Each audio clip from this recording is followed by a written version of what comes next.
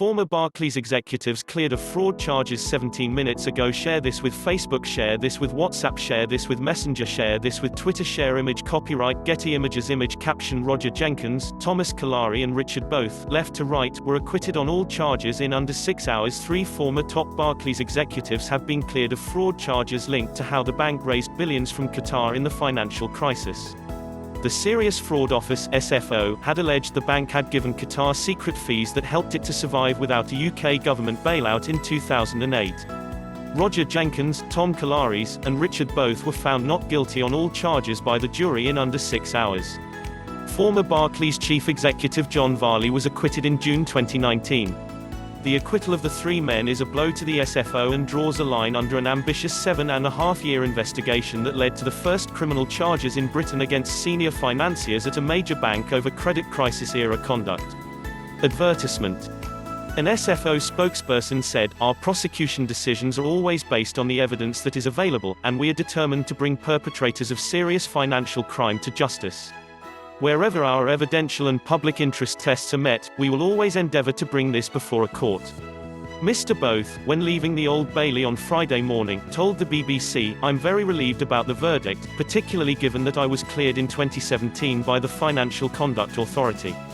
He added that the SFO should never have brought the case. Mr. Both said the last 6 years had been tough. But phone calls recorded during the crisis and played to the jury made clear he was innocent. "Obviously there are ups and downs, but today is a big up obviously." Quote, "I frankly couldn't have done more in 2008 to make sure the bank didn't do anything that it regretted and that really comes out on all the tapes, and I think that was obvious to the jury." The acquittal of 3 former Barclays executives is the only time a jury has ruled on criminal allegations against senior bankers for events in the 2008 crisis. The senior executives in this trial, which began in October, Roger Jenkins, 64, Tom Kalari, 64 and Richard both, 61, were not the top bosses of Barclays. Instead, they were between 1 and 4 ranks down from the board of directors in the bank's hierarchical structure. The allegations centered on a giant fundraising exercise in 2008 which enabled Barclays to escape the nationalization forced on its competitors, RBS, Lloyds and HBOS. The defendants were accused by prosecutors of conspiring to commit fraud in connection with that fundraising effort.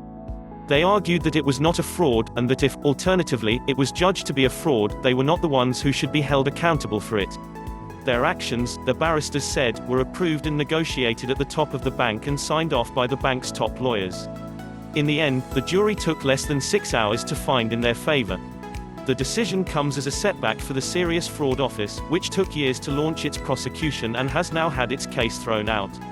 The inside story of the Barclays trial. Image copyright Getty Images. The 3 former senior bankers were accused by the SFO of committing a fraud in the midst of the financial crisis, charges they have spent more than a year on trial denying. In 2008, Barclays, like other banks, was running dangerously low on cash. Roger Jenkins, Tom Kalari and Richard both helped to arrange a £12 billion investment by sovereign wealth funds, including the Gulf state of Qatar.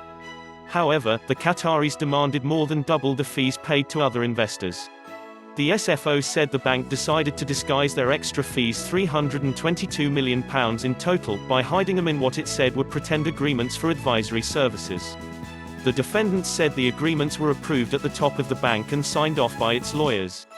Allegations. Prosecutors had alleged Mr. Jenkins, the head of the Middle East Investment Bank, Mr. Kalari, who ran Barclays' wealth unit, and former financial institutions head Mr. Both conspired with former finance director Chris Lucas to disguise a £42 million payment to Qatar. The SFO said the bankers used a so-called advisory services agreement to mask the fact Barclays was paying Qatar more than twice the fees it was paying other investors that June.